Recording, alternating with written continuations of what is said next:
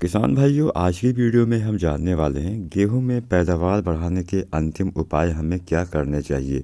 अगर आप अभी ये उपाय कर लेते हैं तो निश्चित ही आप अभी भी समय रहते गेहूं में पैदावार को बढ़ा सकते हैं। नमस्कार दोस्तों, SRJ खेती चैनल पे आप सभी का स्वागत है। किसान साथियों, अगर चैनल पे नए हैं तो सबसे पहले तो चैनल सब्सक्राइब कर लें, क्योंकि बहुत सारे हमारे भाई चैनल को सब्सक्राइब नहीं करते हैं, जिससे मेरी सारी वीडियो उन तक नहीं पहुंच पाती है। तो प्लीज़ सबसे पहले चैनल सब्सक्राइब करें, साथ में बेल आइकन भी दबा दें। आज की वीडियो थोड़ा लंबी ज़रूर है, लेकिन इस वीडियो के माध्यम से मैं वो सारे तरीके आपको बताने वाला हूँ जिसके माध्यम से गेहूँ में आप जो उत्पादन है उसको बढ़ा सकते हैं। चाहे आप में गेहूं में बालियां निकल आई हों, या फिर अभी आपकी फसल गबोट अवस्था में हो, या फिर आपने काफ़ी देर से बुआई की है, आपकी फसल काफ़ी कमज़ोर है, पत्ते में पीलापन है, या फिर आपकी फसल हरी भरी है, काफ़ी अच्छी है, तो आपको आगे क्या क्या सावधानियां बरतनी चाहिए। चाहे आपकी गबोट अवस्था हो, चाहे बालियां निकल आई हों, इन दोनों अवस्थाओं के बारे में पूरी जानकारी आपको देने वाले हैं कि किस समय क्या करना चाहिए, कौन सी खादें हम इस समय दे सकते हैं जिससे हमें गेहूं में एक अच्छी और बढ़िया पैदावार मिल सके। प्लीज़ पूरा वीडियो देखिएगा, तभी आपको एक सही और अच्छी जानकारी मिल पाएगी। अगर आप वीडियो को काट के देखते हैं तो हो सकता है बीच में कोई जानकारी छूट भी जाए, तो आप पूरा वीडियो देखिएगा। और अगर इस वीडियो को अभी भी लाइक नहीं किया है तो सबसे पहले लाइक कर दीजिए। आप लोग लाइक बहुत कम कर रहे हैं इस समय, तो प्लीज़ वीडियो को लाइक करें, और चैनल को अगर सब्सक्राइब नहीं किया है तो अभी से कर लीजिए, ताकि बाद में मैं कोई भी वीडियो डालूँ आप तक आसानी से पहुँच सके। अगर आप सब्सक्राइब कर रहे हैं तो बगल में एक घंटी वाला निशान होगा, बेल आइकन, उसको दबाने पे आपको ऑल नोटिफिकेशन दिखाई देगा, वहाँ पे आपको प्रेस कर देना है, जिससे मेरी जो सारी वीडियो आएंगी आप तक आसानी से पहुँच पाएंगी। अब हम जानते हैं किसान भाइयों कि हमें इस अवस्था में, अभी हम सबसे पहले बात करते हैं उन किसान भाइयों के बारे में जिनमें अभी बालियां नहीं निकली हैं। यहाँ पे किसान भाइयों ध्यान आपको ये रखना है कि जब हमारी गेहूं में बालियां नहीं निकली होती हैं, इस समय आपके पौधे को एक एक्स्ट्रा डोज यानी ज़्यादा तत्वों की आवश्यकता पड़ जाती है, ताकि बालियों का विकास सही रूप से हो सके। तो आपको क्या करना है, कौन सी खाद देनी है, ये तो हम आगे आपको बताएंगे ही। सबसे पहले सावधानियों के बारे में जान लेते हैं।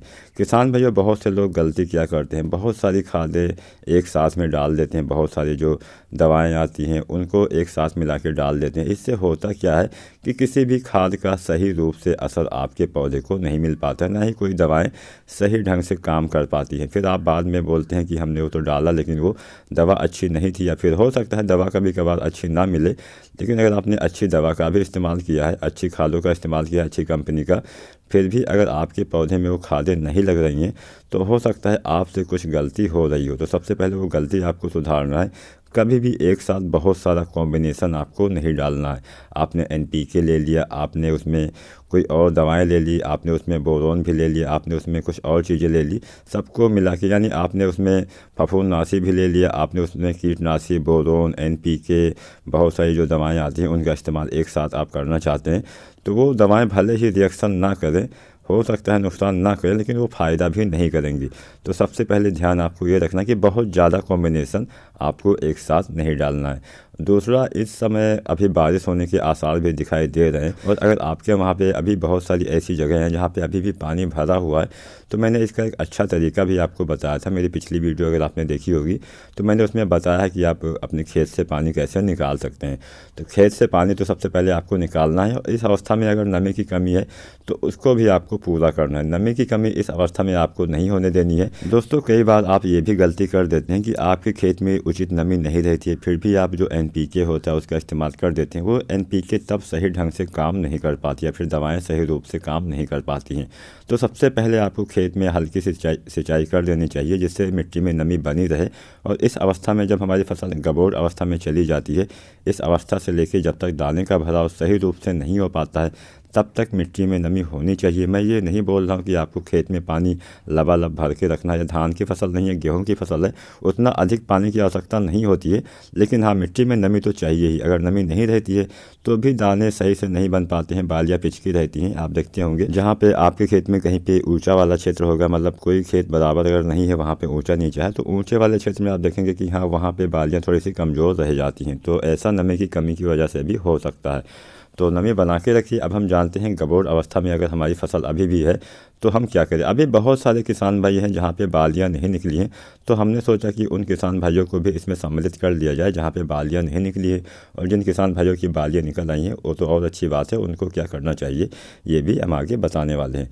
तो अगर फसल गबोर अवस्था में है, बालियाँ तने के अंदर आ गई हैं, तो ये काफ़ी अहम अवस्था होती है गेहूं की फसल के लिए। अगर इस अवस्था में आप चूक जाते हैं तो बाद में भले ही आप कुछ भी कर लें, वो सही नहीं हो पाएगा। तो गबोर अवस्था में अगर आप चाहते हैं कि आपके बालियों में दानों की संख्या में बढ़ोतरी हो सके, तो एक NPK आता है 05234, जिसमें 52% फास्फोरस और 34% पोटास पाया जाता है। ये काम क्या करेगा, ये आपकी जो बालियाँ बनने वाली प्रोसेस है उसमें काफ़ी हेल्प करता है। जो भी आपके बालियों को जो भी तत्व चाहिए वो आसानी से इसके माध्यम से मिल जाते हैं। साथ ही साथ फसल को आपको गिरने से भी बचाता है। कई बार आप देखते होंगे इस समय हवा भी काफ़ी तेज़ चल रही है, तो फसल हमारी गिर जाती है, जिससे हमें ज़्यादा नुकसान उठाना पड़ जाता है। और जब हमारी फसल गिर जाती है तो चूहे भी हमारी फसल को ज़्यादा नुकसान पहुंचा देते हैं। तो इसलिए फसल को गिरने से बचाने के लिए, अच्छे विकास के लिए, बालियों के लंबे करने के लिए, बालियों में दानों की संख्या को बढ़ाने के लिए आपको NPK 05234 का इस्तेमाल करना होता है गबोर अवस्था में, जब हमारे खेत में बालियाँ नहीं निकली होती हैं। उससे पहले ये NPK आपको देना चाहिए। और अगर हम जानें कितनी मात्रा में हमें इसका इस्तेमाल करना है, तो जो NPK है 05234 उसकी 1.5 kg मात्रा आपको लेनी है, यानी 1.5 किलोग्राम मात्रा लेनी है प्रत्येक एकड़ के हिसाब से। 150 लीटर पानी में घोल के आपको स्प्रे करना होता है। इसके साथ में आप किसान भाइयों एक खाद और आती है, उसका भी इस्तेमाल कर सकते हैं, वो है बोरोन। बोरोन से पोलिनेशन काफ़ी अच्छा होता है, परागण वाली प्रक्रिया काफ़ी अच्छी होती है, जिससे आपकी जो बालियाँ निकलती है, बालियाँ निकलने के बाद जो दाने का भराव होने वाला प्रोसेस होता है, तो अगर उसमें सही से पोलिनेशन नहीं होता है, परागण नहीं हो पाता है, तो कई बार देखते होंगे आपके फल हो गए या फिर दाने हो गए, उनका भराव सही से नहीं होता है, या तो पिचके रह जाते हैं या फिर दाने बन ही नहीं पाते, वहाँ पे दाना आपका खाली रह जाता है। तो बोरोन काम क्या करता है, बोरोन जो पोलिनेशन वाली प्रक्रिया होती है उसमें काफ़ी मदद करता है, जिससे आपके दाने का भराव सही रूप से हो पाता है, आपके दाने में मोटापन आता है, दाने में चमक आती है। तो इसलिए बोरोन का भी आपको इस्तेमाल करना है। जो बोरोन की मात्रा आपको लेनी है लगभग 100 ग्राम से लेकर 120 ग्राम प्रत्येक एकड़ के हिसाब से आपको लेनी होती है, और इसको आप NPK 05234 के साथ में आसानी से यूज कर सकते हैं। तो ये तो बात होगी उन किसान भाइयों की। यहाँ पे एक बात मैं और बता दूँ, अगर आपकी फसल में 1-2 बालियाँ या फिर कुछ % बालियाँ निकली हुई हैं, तब भी आप इस खाद का इस्तेमाल कर सकते हैं। कई बार ऐसा होता है कि कुछ जो हमारी फसल होती है वहाँ पर कुछ क्षेत्र में थोड़ा सा बालियाँ जल्दी निकल आती हैं, तो अगर 1-2 बाली निकली है तब भी आप NPK 05234 के साथ में बोरोन का स्प्रे अपनी गेहूँ की फसल में आप कर सकते हैं। अब हम जानते हैं कि अगर इस अवस्था में हमें नाइट्रोजन की पूर्ति करनी हो, मान लीजिए कई बार हमारी फसल में पीलापन रह जाता है, पत्ते में पीलापन रह जाता है, तो इसकी पूर्ति के लिए इसके साथ में जो दानेदार यूरिया आती है उसका भी आप इस्तेमाल कर सकते हैं। उसकी जो मात्रा आपको लेनी है 1.5 किलोग्राम लेनी है, 1.5 किलोग्राम दानेदार यूरिया आप ले लीजिए, उसको अच्छे से पानी में घोल लीजिए, उसके बाद में आप इसका स्प्रे कर सकते हैं। इन तीनों खादों को आसानी से यूज किया जा सकता है। कई बार किसान भाइयों का ये कमेंट आता है कि हमारा जो NPK है वो आसानी से घुलता नहीं है, तो NPK को आसानी से घोलने के लिए आपको गर्म यानी गुनगुने पानी का इस्तेमाल करना चाहिए। अब हम जानते हैं जहाँ पे बालियाँ निकल आई हैं उन किसान भाइयों को क्या करना है। जिन किसान भाइयों के यहाँ पे बालियाँ निकल आई हैं उनको NPK 0050 का इस्तेमाल करना है। मात्रा आपको लेनी है 1.5 किलोग्राम प्रत्येक एकड़ के हिसाब से। अगर इस अवस्था में यानी बालियाँ निकलने के बाद भी आपको फसल में पीलापन नज़र आ रहा है, तो आपको 0050 का यूज ना करती हुए एक NPK आता है 13045, इसका इस्तेमाल कर लेना होता है। अगर आप इसका इस्तेमाल करते हैं तो नाइट्रोजन की भी पूर्ति हो जाती है और आपकी फसल में पोटास भी मिल जाता है, जिससे दाने का भराव सही रूप से हो पाता है। किसान भाइयों, इस अवस्था में भी आपको नाइट्रोजन की पूर्ति के लिए ये NPK ज़रूर देना चाहिए, नहीं तो कई बार ऐसा होता है कि जो हमारी फ्लैग लीफ होती है, ऊपर वाली पत्ती, वो सही से काम नहीं कर पाती है, जिससे दाने का भराव सही ढंग से नहीं हो पाता है। तो समय समय पर आपको ये सब जो खादें हमने बताई है उसका इस्तेमाल कर लेना। और अगर इस अवस्था में कोई भी बीमारी लग जाती है, जैसे पीला रतुआ हो गया, तो उसका भी उपचार आपको कर लेना है। इसके ऊपर हमने पहले से ही वीडियो बना दिया है। अगर आपको और कोई परेशानी हो रही हो आपकी फसल में, तो आप नीचे कमेंट के माध्यम से भी हमसे कोई भी सवाल पूछ सकते हैं। किसान भाइयों, गेहूं की कटाई के बाद आप अपने खेत में कौन सी फसल लगाने वाले हैं, ये भी हमें नीचे कमेंट के माध्यम से आप ज़रूर बताइएगा। अगर चैनल पर नए हैं तो प्लीज़ सब्सक्राइब कर लेना, वीडियो को लाइक शेयर ज़रूर करिए। धन्यवाद।